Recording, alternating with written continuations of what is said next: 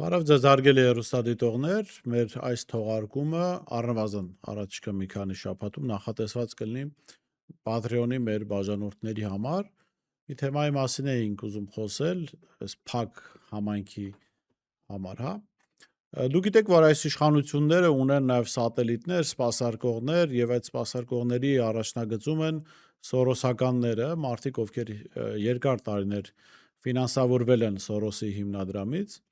Նրանք մշտապես ներկայանում են որպես քաղաքացիական հասարակություն, որպես անկախ հանրային գործիչներ, բայց չգիտես ինչու միշտ, երբ Նիկոլ Փաշինյանը եւ իշխանությունները դաշտ են նետում որևէ թեզ, որևէ մարդու թիրախավորման թեզ, այս մարդիկ էլ որպես անկախ ճակերտների մեջ իհարկե անկախ գործիչներ կպտում են գործին երանդով մեծ ջանասիրությամբ, անգամ կարծում իրենց ջանասիրությանը կարող են այսպես երազել, ձգտել, որպեսզի հասնեն այդ ջանասիրությանը ամենաեղկելի ԿՊԱ-ականները։ Դրանցից մեկը Դանիել Իոնիսյանն է, սորոսական։ Սրանից ինքը իդեպ ված չի զգում, դրա համար եմ կրկնում։ Այս մարդը վերջերս հենվելով Նիկոլ Փաշինյանի իշխանության հրապարակած կեղծ փաստաթղթի վրա հայտարարել է, թե Եզրած Սրբազանը KGB գործակալ է եւ քննադատել է ընդդիմությանը կամ հասարակության են լայն զանգվածին, ովքեր ասել են, որ նախ չեն ընդունել, որ դա իրականություն է եւ տեսել են այդ կեղծիքը, եւ երկրորդը մարդկանց, ովքեր ասում են, որ Խորհրդային Միությունը, այդ թվում նաեւ հայաստանցիների պետություններ, չասեմ հայրենիքը, պետություններ, որի քաղաքացիներն էին իրենք, եւ եթե մարդը այս տեսակետը նաև ես եմ ասել, եթե մարդը դիսիդենտ չի, այդ պետության դեմ չի գործում, ընդդիմություն չի այդ պետությանը, ապա որևէ դատապարտելի բան չկա, ավելին պետության տրամաբանությունը լավ հասկանալով մենք գիտենք, որ չկային հոգևորականներ, որոնք Խորհրդային Միության հատուկ ծառայությունների հետ կապ չպահեին, ուղղակի այդ մարդիկ կդադարեին ազատության մեջ լինել։ Եվ երկրորդը իրենց կողմից անընդհատ որպես հոգևորականի բարձրագույն օրինակ բերվող, հա,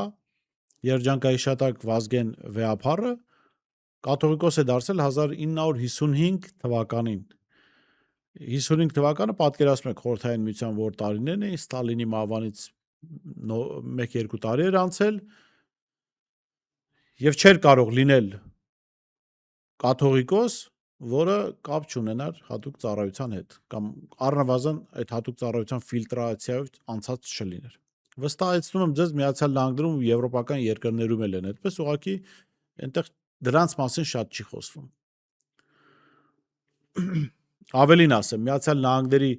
հատուկ ծառայությունները տարբեր երկրների համար տարբեր աղանդներ են ստեղծել, կրոնական, այդ աղանդերի մի մասը այստեղ է Հայաստանում է գործում, դրանք ոչ միայն կապ ունեն Միացյալ Նահանգների հատուկ ծառայությունների հետ, այլ ստեղծված են Միացյալ Նահանգների հատուկ ծառայությունների կողմից որպես կրոնական կազմակերպություններ։ Ուրեմն գանք թեմային, մի կողմ թողնենք այն, որ դա կեղծ փաստաթուղթ էր, հա, որ ապացուցվեց ԽՍՀՄ տարիներին հայերեն գրագրություն չի եղել պաշտոնական շրջանակներում։ Գանք նրան, որ Իոնիսյանը ասում է, որ հատուկ ծառայության հետ համագործակցելը վատ է, լավ վատ է, համաձայն ենք։ Բայց այստեղ մի հարց է առաջանում, եթե վատ է, ապա ինչպես էր Դանիել Իոնիսյանը նախորդ իշխանության ժամանակ ԱԱԾ-պետ նշանակված Կուտոյանի նշանակումը հիմնավորում։ Ես հիշեցնեմ, որ ինքը խիստ ընդդիմադիր դիրքերից էր հանդես գալիս եւ մինչեւ վերջերս էլ հրապարակային հանցավոր ապօրինի ռեժիմ էր համարում, այդ թվում նաև Սերժ Սարգսյանի իշխանությունը։ Եթե դու որևէ իշխանություն համարում ես հանցավոր ապօրինի ռեժիմ, ապա չես կարող կապ ունենալ այդ ռեժիմի հատուկ ծառայության ղեկավարի հետ։ Իսկ եթե կապ ունես, դա մի բան է նշանակում, որ կամ քեզ են հավաքագրել այդ ռեժիմի հատուկ ծառայությունները, կամ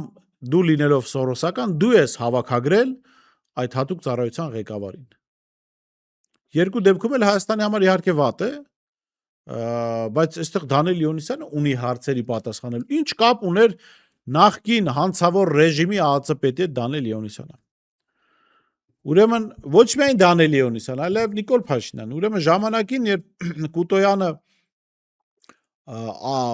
ոչ այդքան օրինական մեխանիզմով նշանակվեց ԱԱՑ տնօրեն, իր կենսագրության մեջ կար դրվագ, որը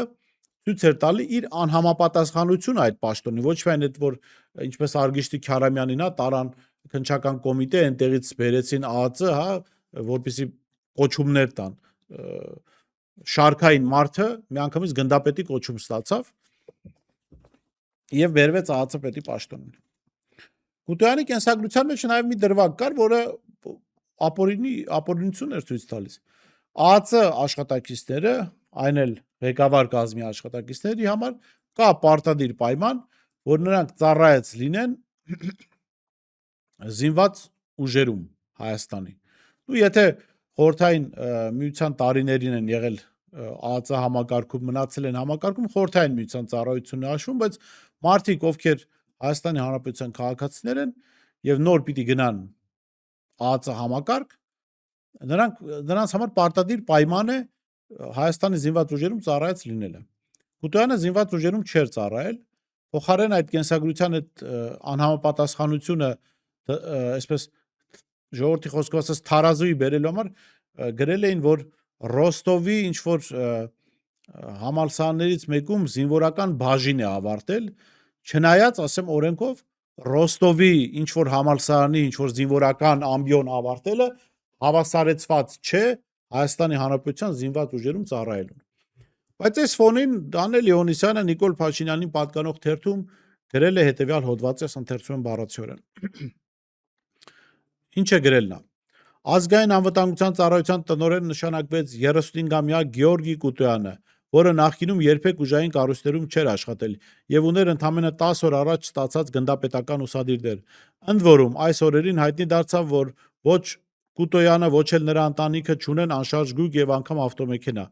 Ավելին, Կուտոյանի ընտանիքը ապրում է վերջինիս հայրական տանը, եւ եթե նշվածին գումարենք ԱԱՑ նոր տնօրենի ստացած կրթությունը, կարելի է պնդել, որ վերջինս միջին խավի դասական ներկայացուցիչ է։ Այսպիսով երիտասարդ արևմտյան կրթությամբ եւ դե ֆակտո քաղաքացիական անձ հանդիսացող Կուտոյանը այժմ ղեկավարելու է ամենակոնսերվատիվ ԽՍՀՄ փլուզումից հետո ամենաքիչ փոփոխությունների ենթարկված եւ ամենափակ պետական կառույցը, իր ենթակայության տակ ունենալով հազարավոր աշխատակիցների եւ անգամ շուրջ 10 գեներալների։ Սարգսյանը եւ ներողություն, փորձենք հասկանալ, թե ինչ է փորձում այս նշանակմամբ անել Սերժ Սարգսյանը եւ ինչ փոփոխություններ կարելի է սպասել ԱԱԾ-ում։ Անշուշտ, ԱԱԾ-ն շարունակելու է իշխանությունների պահպանման ու վերարտադրման գործին աջակցելը, սակայն հույս կա, որ այն կսկսի նաեւ ավելի արդյունավետ գործել արտաքին ճակատում։ Ավելին, հուսանք, որ երիտասարդ, գոնե մինչ այժմ կոռուպցիոն սեփական շահեր չդրսևորած Կուտոյանը ԱԱԾ-ում կնվազեցնի կոռուպցիան, կնվազեցնի ՌԴ-ի ազդեցությունը դրա վրա եւ կվերացնի գոնե այն սովետական ավանդույթները, որոնք վնասում են ոչ միայն պետությանը, այլև իշխանությանը։ Այդ ժամանակ շատերի համար անհասկանալի էր, թե ինչպես կարող է իբր ընդդիմադիր Դանիել Լեոնիսյանը, իբր ընդդիմադիր Նիկոլ Փաշինյանի թերթով գովերքել նորանշանակ ԱԱԾ պետին, որը ապօրինաբար է նշանակվել այդ պաշտոնին, օրենքներ շրջանցելով են նշանակել այդ պաշտոնին, եւ նկատենք, որ Դանիել Լեոնիսյանը նկատում է Կուտոյանի միայն արևմտյան կրթությունը, բայց չի նկատում այն, որ իր կենսագրության անհամապատասխանությունը ծածկելու համար կենսագրությունում կա նաև Ռոստովի ինչ-որ համալսարանում սովորելու դրվագ։ Ռուսական համալսարանում սովորելը չի նկատում։ Փոխարենը ասում է, որ կնվազեցնի Ռուսաստանի ազդեցությունը։ Որտեղից գիտեր, ընդ որում ճիշտ էլ ասում է, հենց այդպես էլ գնաց, նվազեցնելով Ռուսաստանի ազդեցությունը, կարևոր կադրային փոփոխություններ տեղի ունեցան, ԱԱԾ-ից դուրս եկան մարդիկ, որոնք Ռուսաստանում սովորել էին եւ իրականում լավ մասնագետներ էին։ Որտեղից գիտեր Դանիել Լեոնիսյանը սրա մասին։ Դու գիտեք որտեղից գիտեր, որովհետեւ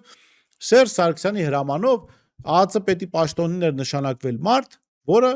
ինչպես Դանիել Լեոնիսյանը ժամանակին ֆինանսավորվել էր ազգային ներողություն Սորոսի հիմնադրամի կողմից։ Կուտոյանը եւս եղել է Սորոսի հիմնադրամի շահառու։ Ենթադրաբար նա հենց Սորոսի հիմնադրամում է սկսվել նրա եւ Դանիել Լեոնիսյանի ծանոթությունը եւ մտերմությունը։ Ինչու եմ ասում մտերմություն, որովհետև նրա մահվան օրը նա կատարել է մի գրառում, որը չէր կարող անել ոչ մտերիմ մարդ, հա։ Այստեղ իհարկե հարցեր կան, թե Սերժ Սարգսյանը ինչպես է Սորոսի հիմնադրամից ֆինանսավորվածին նշանակել ԱԱԾ պետ, ինչպես է եղել, որ Սորոսի հիմնադրամի կողմից ֆինանսավորում ստացողը մտերիմ է եղել նրա հետ, խոսքը Դանիել Լեոնիսյանի մասին է, եւ ինչպես է եղել, որ Նիկոլ Փաշինյանն է գովերքել, Նիկոլ Փաշինյանի թերթում են գովերքել Կուտյանին։ Ընդ որում Կուտյանը Սերժ Սարգսյանի փեսա Միքայել Մինասյանի շրջապատից էր։ Էս ո՞նց է ստացվել։ Այ Դանչո ջան, էս ինչ ա եղել, որ դու հանցավոր ռեժիմի ԱԱԾ պետին նորանշանակ, այսպես դրական լույսի ներքո ես ներկայացրել, հա։ Կոռուպցիայի հետ կապ չունեցող Կուտոյանը երջանկայի շատ երկար տարիներ եղել է Սերժ Սարգսյանի աշխատակիցը, իր աշխատակազմում է աշխատել։ Այդ ոնց էր, որ Սերժ Սարգսյանի ամբողջ աշխատակազմը կոռումպացված էր, երևի մի հոգու որպես սուրբ էին պահում այդ աշխատակազմում, հա, Դանչո ջան։ Պատճառ կար պաշտպանելու Կուտյանին, գովերքելու նրան։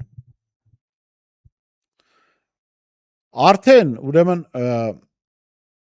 ու սկզբում անհասկանալի էր, հա, որ ինչու է Փաշինյանի թերթով պաշտպանվում Կուտյանին։ Հետո մենք պարզեցինք, իհարկե 18-ից հետո, որ Միքայել Մինասյանի ընկեր Կուտյանին պաշտպանում են Նիկոլ Փաշինյանի թերթով նրա համար, որովհետև Նիկոլ Փաշինյանը ամսական ավելի քան $50,000 ֆինանսավորում էր ստանում Փաշինյանի թերթը, ֆինանսավորում էր ստանում Միքայել Մինասյանից։ Սա հրապարակային ընդունել է Միքայել Մինասյանը, մեխանիզմը բացատրել է, այսինքն փաստեր եւս ներկայացրել է դրա վերաբերյալ, թիվը մենք ենք գտել իհարկե հետո, բայց ամեն դեպքում այն ավելի քան $50,000 էր։ Հստակ թիվ Փաշինյանը պիտի ասի։ Կուտյանի ինքնասպանությունից հետո էլ պարզվեց, այո, թե ինչու է Դանիել Լեոնիսյանը պաշտպանում նրան։ Որովհետև երկուսը արդեն ասացի եղել են Սորոսի հիմնադրամի շահառուները։ Ուրեմն ինչ է գրում մահվան օրը Դանիել Լեոնիսյանը։ Գրում է. Գյորգի Կուտյանը ոչ օլիգարխ էր, ոչ կերակրատաշտից լափող, շուներ անձնական թշնամիներ, համեստ կյանքով էր ապրում, բայց Գյորգին շատ բան գիտեր Սերժ Սարգսյանի եւ ԱԱԾ-ի մասին, շատ բան։ Դանիել Լեոնիսյան, Սորոսի հիմնադրամի շահառու։ Դանչո ջան, ես որտեղից այսքան բան գիտեիր դու բանի Կուտյանի մասին։ Կիսվել էր հետդ, որ Սերժ Սարգսյանի մասին բաներ գիտեր։ Որտեղից գիտեիր, որ Կուտյանը անձնական թշնամիներ չունի։ Ինչ գիտեիր։ Սա նման տեղեկատվության կարող է տիրապետել մարդ, որը բացառիկ մտերմություն ունի Կուտյանի հետ։ Բացառիկ մտերմություն։ Ես հիշեցնեմ, որ ըստ Դանիել Լեոնիսյանի Սերժ Սարգսյանի իշխանությունը ապօրինի էր, չընտրված իշխանություն էր, հանցավոր ռեժիմ էր, ռսահպատակ ռեժիմ էր։ Կուտյանն էլ սովորել էր Ռոստովում։ Հիմա հարց, որը սկզբում էլ տվեցի հաղորդման։ Դանիել Լեոնիսյանը կապ ունի ԱԱԾ-ի հետ։ Ես կտամ 3 հարց։ Արդյոք ԱԱԾ-ն հավաքագրել է Դանիել Լեոնիսյանին։ Այս հարցը ինչու է առաջանում, որովհետև Սերժ Սարգսյանի իշխանության տարիներին լիուլի գովազդվել է Դանիել Լեոնիսյանը, այդ թվում իշխանության մեդիաներով, եւ հիշեցնեմ, որ Սերժ Սարգսյանի խոսնակ ԱԱԾ աշխատակից, միջև խոսնակ լինել, ԱԱԾ աշխատակից Վլադիմիր Հակոբյանը, երբ փորձում էր հավաքագրել ժառանգության անդամ Հրայր Մանուկյանին, հիշեցնեմ, որ ժառանգության ցուցակում եղել է նաև Դանիել Լեոնիսյանը։ Ընդ որում Հրայր Մանուկյանի վերաբերվող այդ հավաքագրման փորձը եւ ձայնագրությունը արվել է այն ժամանակ, երբ Դանիել Լեոնիսյանն էլ նոր հայտնվում էր դաշտում եւ իշխանական մեդիան գովազդում էր։ Վլադիմիր Հակոբյանը ձայնագրությունը կա, կարող YouTube-ում գտնել։ Բառացիորեն Հրայր Մանուկյանն ասում է հետեւելը. դու պիտի ընդունես մեր համագործակցության առաջարկը եւ քո առաջ կբացվեն բոլոր դռները։ Եթե չընդունես մեր այդ համագործակցության առաջարկը, քո առաջ որևէ դուռ չի բացվի։ Եվ Հրայր Մանուկյանը չընդունելով այդ առաջարկը, իր առաջ որևէ դուռ չբացվեց։ Սա անկեղծորեն ճիշտ էր ասում այդ ԱԱԾ աշխատակից Վլադիմիր Հակոբյանը, որ հետո դարձավ Սերժ Սարգսյանի խոսնակ։ Փոխարեն այդ խոսակցության ձայնագրության տարիներին ու դրանից հետո բոլոր դռները բացվեցին Դանիել Լեոնիսյանի առաջ։ Էլ ընտրություններ հետազոտում, էլ փորձագետներ հնարավոր բոլոր հարցերով։ Արմենիա հեռուստաընկերության եթերում էր, ՀՄԿ-ի եթերում էր, Միքայել Մինասյանին պատկանող մեդիաների հիմնական մեկնաբաններ, հարցազրույցներ էր տալիս։ Բոլոր դռները բաց, հիմա հարց է առաջանում։ Կարող է լինել այնպես, որ Դանիել Իոնիսյանին էլ արել են առաջարկ ու նա չի հրաժարվել առաջարկից։ Չեմ պնդում, հարց եմ տալիս։ Կարող է արդյոք Դանիել Իոնիսյանը հանդիսանում է ԱԱԾ գործակալ։ Սերժ Սարգսյանի իշխանության տարիներին ԱԱԾ գործակալ։ Հարց, որը պիտի պատասխան ստանա։ Հաջորդ հարցը։ Կարող է լինել այնպես, որ երջանկայիշատակ Կուտոյանն է ԱԱԾ-ում սպասարկել Սորոսի շահերը։ Եվ կոպիտ ասած Դանիել Իոնիսյանի